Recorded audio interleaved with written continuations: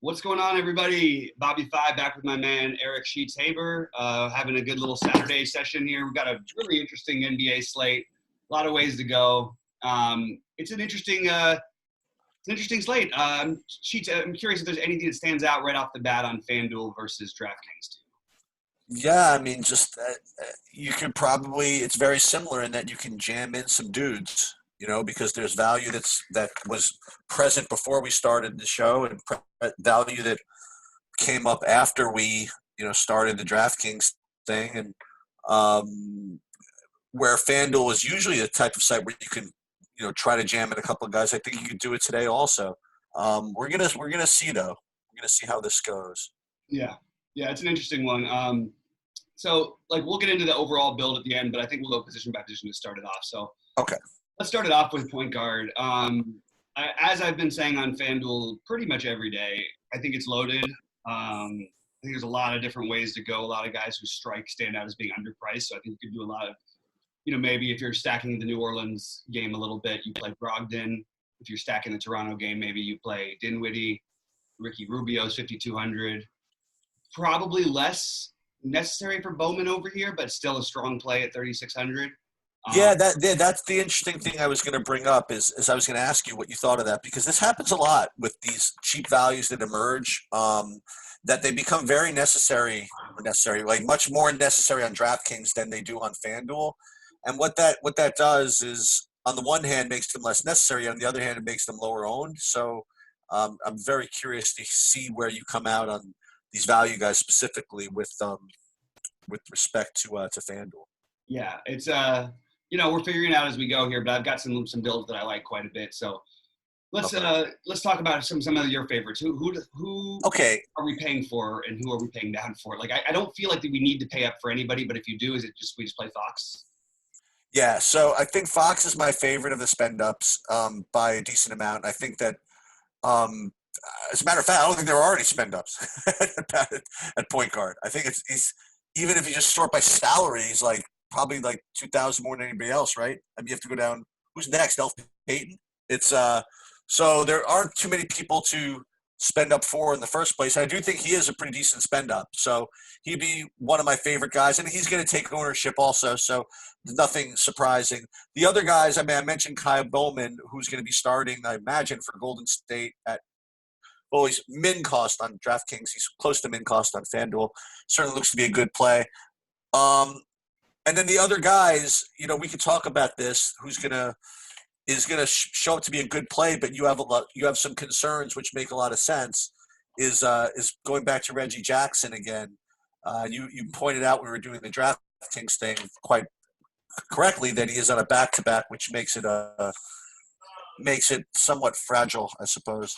And then the other guy who's going to pop a little more is going to be Brogdon, who, now Oladipo is going to be out for today for rest, I guess.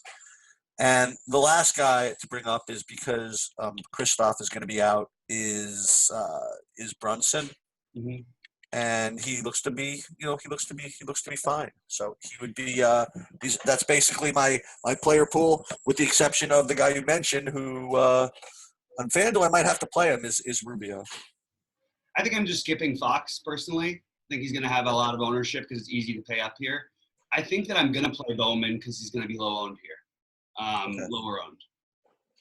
I think people will find other ways. So I'm going to have some Bowman. I think that I'm tending to pair a lot with Dinwiddie because I like sort of stacking the Toronto side of that game with Lowry out, and you could do it with Davis and Van Vliet and Siakam, and I think it makes a natural sense to run it back with Dinwiddie at a really cheap 6.4. I like him quite a bit. I don't mind eating a little bit of that chalk. So the Reggie Jackson one, I think it's fine, but it's not where I'm going. I prefer either going down to Brunson or up to Brogdon in my New Orleans stacks. I like playing Brogdon. So I'm not really finding a whole lot of De'Aaron Fox, but everybody, if you were to, look at these guys from a point per dollar standpoint, pretty much they're all strong plays all the way down to it's pretty nuts. There's a bunch of guys who stand out. I'm just trying to keep it a little bit tighter. So I'm skipping Jackson. I'm skipping Fox.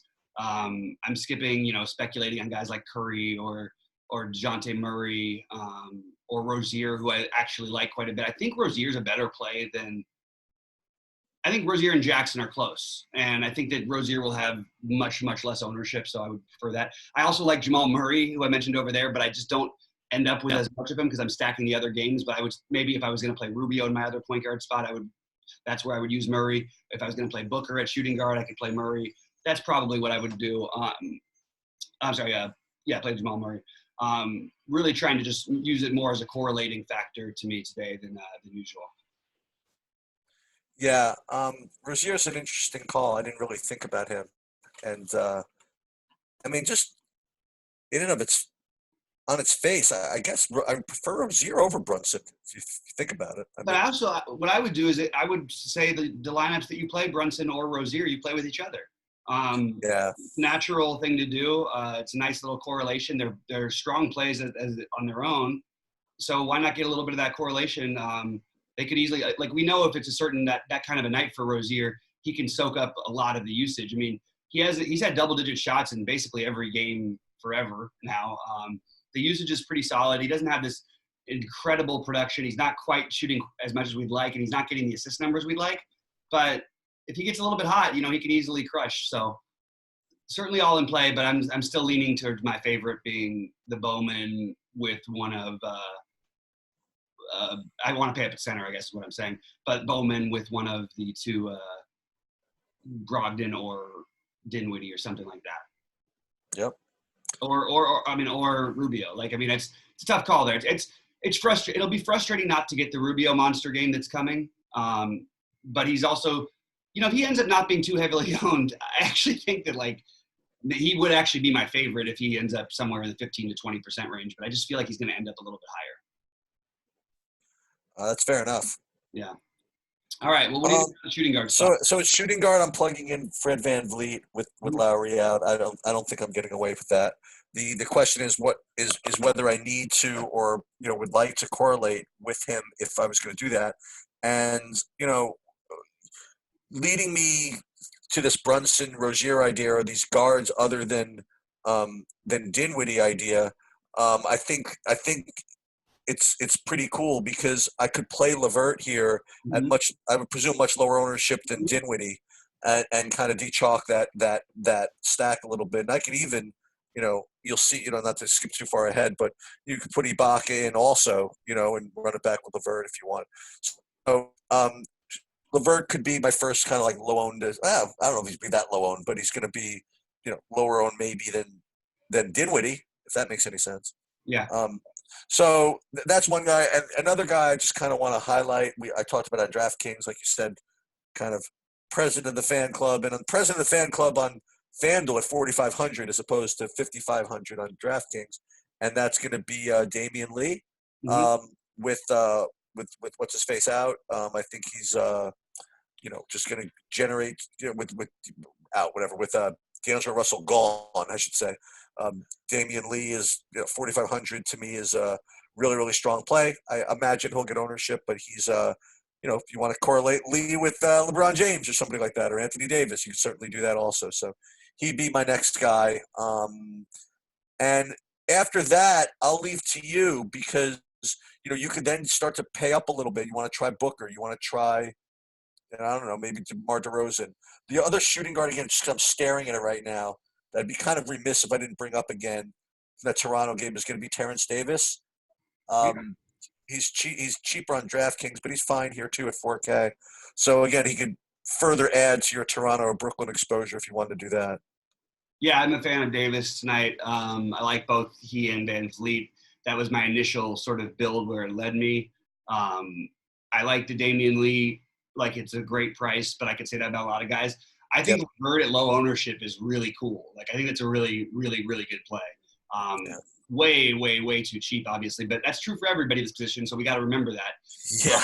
I think you're giving up some equity if you're playing guys like Bruce Brown. I think it's okay, but honestly, if we hear that TJ Warren's out, I would take a shot on Jeremy Lamb. That's off the board. That'd be a good one. Yeah, if he turns into 30 minutes with both Oladipo and Warren out at 4,100. This is the kind of team he could shoot. You can shoot against this team. They're going to play fast. Jeremy Lamb could be a sneaky play. There's a lot of really good plays, and then you could just go back to old, Devin Booker at 7,800 is too cheap as well. They're all too cheap, so it's just about deciding. I'm going to keep saying that if you're playing lots of lineups, you always should have Buddy Hield in your player pool on both sites at these prices. And then the weirdest part is like the guy who I maybe like best in my stacks, I'm not even getting to in my main builds, which sucks because I love Drew Holiday, but I don't know that I want to play Drew Holiday over. It's close between him and Van Vliet. And if I play them both together, I am giving up on Terrence Davis, who I like quite a bit. So it's a little bit having trouble. And then I'm also losing the possibility of playing the low on Levert, which we talked about. So it's really trying for me to keep it to those guys. And then, I mean, honestly, like DeMar DeRozan makes sense at 7-7. There's a lot of good plays. I'll just say the guys I'm going with are going to be the four that I mentioned, and mostly being Davis and Van Vliet. Small forward, the ownership seems to be, I guess, spread out a little bit, but the two top guys are going to be LeBron and I don't know. I think it's going to be spread out among these other guys. I think Oubre will be owned, but I think that a bunch of guys could be owned here also. I guess Oubre. I don't know. It's hard. It's hard to say. But I think LeBron. He rates to be a really, really good play in and of itself. But there's certainly a decent amount of blowout risk and motivation risk, involved in this game. I mean, they're going to be a 15-point favorite, and it's possible he just walks through the game. It's certainly possible. So, unfortunately, he's pretty cheap at 10-8. So even at 32 minutes or whatever, he could just obliterate this price, as could AD also. So we'll have to talk about him separately. But small forward, for now, I have him in as the guy I have in here. So I mentioned Oubre. He's fine. Again, if I had to nitpick, I would say that it's not the ideal matchup for him. I like him more in the high-paced matchups. But I got to tell you, the rest of this position kind of stinks. If you want to know the truth, I mean, I'm looking at Dorian Finney-Smith, maybe. Yuck. Maybe Tim Hardaway. Yuck. You want to try something? You want to take another shot? Okay, if people are going to play Ibaka, people are going to play Fred VanVleet, and they're afraid to play other guys in Toronto, maybe go back to Siakam again. I'm all over Siakam, yeah. Okay. Yeah, maybe after a bad game, just shot the ball poorly. That's part of life. But maybe that's the other small forward you could do. You could pay up for both spots. You can certainly get away with it because there's plenty of places you could pay down for. Maybe that's an idea. Yeah, what I'm mostly leaning towards, so I think that LeBron makes a lot of sense, but I also think that it's so obvious and he's going to be so chalky that I'm sort of going with the small forward. I like Hardaway at 4,900 over here. I feel like he could get you there, and he's not going to be crazy owned just because the way the positions work out. There's a 0.0% chance I'll play Andrew Wiggins. I will play Paul George with Siakam. I like that combination. That's sort of where I'm leaning. I really like Oubre's price. Coming off that massive night, I don't know that I'm going to go with the chalky Oubre here. I think Paul George. I think the LeBron ownership ends up getting really high, and Paul George and Siakam together, well, they'll have ownership. I don't know how many people are going to do that pairing. So I sort of like going that route. I don't like the small forward position very much today, to be honest. It's the one I like least. No. So you could just, if you're going to play differently or try and just go for the value, taking a shot on a basically min cost Anunoby in a good matchup, if you want more exposure to that game, is a way I would consider going. But really, it's going to be Hardaway, Oubre, PG, and Siakam for me, with maybe throwing a LeBron in here and there. And the one other guy, like I just going to mention, I don't find myself ever getting to him because I keep spending up here. But Taurean Prince at 4.7, I think, is the other way you can get exposure to that game too. Yeah, the power forward position. I think this is where I want to say take my stand. I don't think I want to play Serge. So I'll just start with that. Hashtag analysis, right? I just don't think I want to play Serge. It's he's been a good value and he remains to be a good value. And I'm just not. First of all, I'm not convinced that Lowry being out helps him particularly that much, and I think that he was projecting fine, but I can find other plays in this position. So if you have the most popular player at the position, like 35%, 40%, whatever, I can get exposure from the Toronto game elsewhere. I think I'm going to try something else at power forward. I think I'm going to try to pay up a little bit. I think I want to try to take a shot at Sabonis. He's much cheaper here than he is on DraftKings. And what I could do, since I so far have no exposure to that New Orleans game, is I would maybe take this opportunity to just play both of them, play Zion and I don't know what this is. What is this? Game time decision undisclosed? Yeah, we know this about Zion. Oh, okay. That's I didn't know that. But in any case, so I could take a shot there. Or if I wanted to do something different, I could go to Bielitsa at 5,200, even pay down more from Ibaka. But I think Ibaka is going to be my sort of fade. That's the best way I can describe it. I have nothing aside from, I don't want to even say instinct. I just feel as though I can get away from I can get exposure to that Toronto game with other guys, and I think I can replace the power forward points a little easier, the power forward value a little easier. Like I think there are routes where Bielitsa outscores Ibaka, for example, with $1,000 less. And if you could pay up for Siakam instead from that game, I think that makes you a little different, especially if you're going to fade LeBron at that position. So that's where I'm at. Surge from a projection perspective, I will say it does look like a strong play, but I think he might be overowned today, especially considering that even with Lowry out, I just don't think it helps him all that much. So that's where I'm at. Yeah, I expect Ibaka to have a good game and be between 35 and 40 fantasy points probably, which is fine. I'm finding myself, my favorite plays at the position are Kleber. I'm sorry, my favorite play is Sabonis, which you already said. You named him. I love Sabonis. Oh, you like him? Okay. I think that Kleber is a terrific play. I really like the upside there, especially because I'm not, in those Kleber lineups, I don't think I'm going to play the same. I won't play it with Willie Cauley-Stein. You can do it. It's fine. It's just you don't really need to save like that. Yeah. So I think I would go Kleber or Bielitsa. I really like both of those guys. I love the Eric Pascal play today. I don't think anyone's going to play him. And at 4.2, I just feel like there's plenty of room for him here. If you play him, would it be kind of neat to play him with Kleber? That would be probably a good way to go. They're both similar price. That way they both crush at different things. Or maybe with a Bielitsa. I sort of like that. But I just think Pascal gets overlooked. I like Zion quite a bit also, and I'm doing some game stacks of that over here. So the Zion Sabonis is an excellent pairing. So that's certainly one way that I'm considering going. Yeah, I don't think you're going to need to do anything. If you play Pascal, I don't think you need to do anything else. You know what I mean? Like he's going to be low owned enough that you don't have to even get fancy about it. Like you can play him. I'll bet you he jumps like crazy in the higher buy-ins tonight. Interesting. I will bet you that people get on it. I mean, I'm looking at some rankings, and a lot of people have him as the number one rated forward on Fanduel. Oh, that's interesting. And the other kind of obvious play that you can make here, we talked about this a little bit on DraftKings, but I mean, well, in general, is that Anthony Davis would score freaking 60 fantasy points in like the first half. You know what I mean? Yeah, in this game. So he's I like him more. I like him more than LeBron.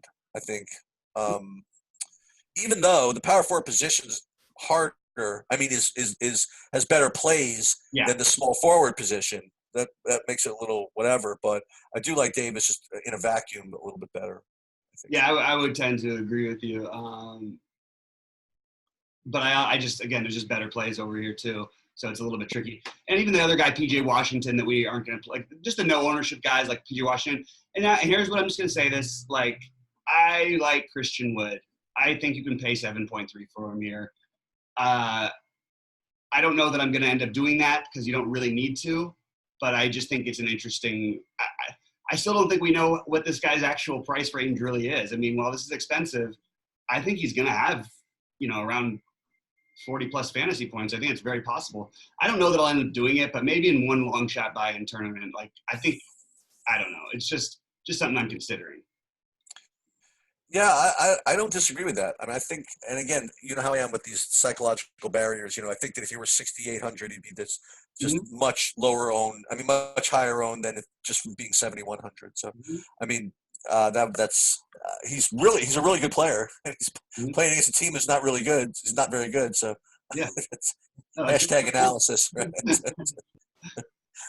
All right. All So right. So, this is so it's funny. So it's center like.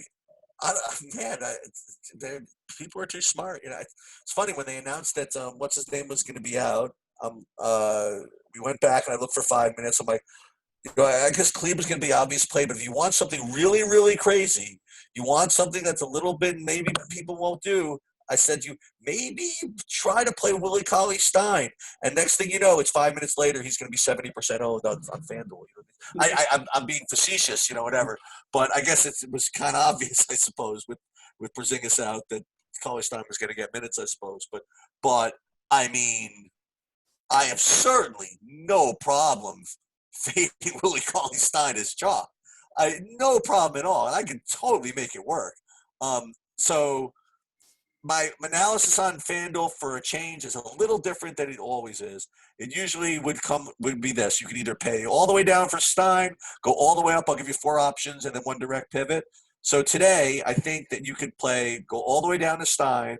You can go all the way up to Cat, and then everything else is probably like a really, really nasty pivot. Okay, if I could find one, that'd be kind of cool. There's one that I just would be so gross. I just don't think I can do it, but um, would be to pay like 11.7 for Jokic or something like that. That'd be so violent if I could fade Towns at 10K and pay 11.7 for Jokic. I don't think I can get away with it. I'm just kind of staring at the board right now to come up with something other than Stein and Towns. I really can't find anything. So those I would probably play one of those two. Yeah, I don't have. I have. Well, I just am playing. There's 3 guys at center, but I like a lot of different. I like a Okay. lot of guys, but I think I'm just got 3 for right now. So I'm playing Cauley-Stein a little bit. I'm really into Karl Anthony Towns. I like sort of the Towns. I can also get the Towns Paul George thing going. I just a little bit of correlation there. Same game. I got a couple for you. All right, go ahead, keep going. Well, yeah, I've got some long shot plays for you for sure. Good. And then Good. I've got my third one. I really like Montrezl Harrell. He might be Yep. my favorite. It's hard because we have seen him out like not playing well, but I just feel like in this kind of a matchup, it's like just has 40 plus written all over it, and he's 5,800. He's not going to have much ownership, and honestly, like he's not going to outscore Towns, but like he could put up like if he puts up 20 less points than Towns, you're in great shape. He's the not off the board, but just lower owned guy, and then Cody Zeller would be the other long shot guy that I would take a shot on. Yeah, the one again, I would be remiss without giving you the complete direct what we call a Stein pivot, and that would be to go right back with Thon Maker at 4,100. I feel as though, well, let's think about the odds here, right? So you can't do it with Henson there. You can't do it. I don't think you can do it with Henson there personally. Who the hell is John Henson? I mean, what do you mean? No, but you know what I mean. Like if Thon starts, I mean, what's Well, like I mean, he's not a guy who usually plays a ton anyway. You just traded for a big man you're planning on playing 20 minutes a game, I'd imagine. Those have to come from somewhere. They're probably not going to come as much from Christian Wood as they will from Thon Maker. So they're not going to play all 3 of those guys together. No. Okay. You may not even play 2 of them together, to be honest. That's what worries me a little bit. Okay, I kind of like your. What's this? I kind of like your Montrezl Harrell call. By the way, I think that the up-pace matchup against Minnesota. I think that Harrell plays very well in these up-pace types of games. So, and you get Towns can be lazy sometimes, and be a tough guard to guard Harrell sometimes. Yeah, I'm with you. So, I mean, look. So a lot of what we named was sort of more. We had some off the board plays, but like, look, all you have to do is pivot in a couple of spots here. There's because there's so many good plays at the guard positions. you can sort of take a stand and play somebody really low owned there. There's just so many options that are at low ownership. Like, I mean, like Rubio might, I don't know. I want to see where these guys end up, to be honest with you, because I just feel like there's a flood of plays that everybody's going to be like 10 to 20%. That's what's going to happen. And playing a guy like, you could play all of the chalky guys, and you could play a guy like Pascal or something along with maybe Kleba at power forward, and then, Towns at center or whatever. And literally you're going to be different enough just with having the Pascal play alone. Yep. Anyway, and it's just a lot of pricing that stands out here. You're going to need a ton of points. So look for the guys who can really smash, not the guys who are barely going to get you there. Matt, what's that? All right. Sounds good, man. All right, guys. Hey, thanks for tuning in. We like and subscribe, and we will talk to you shortly.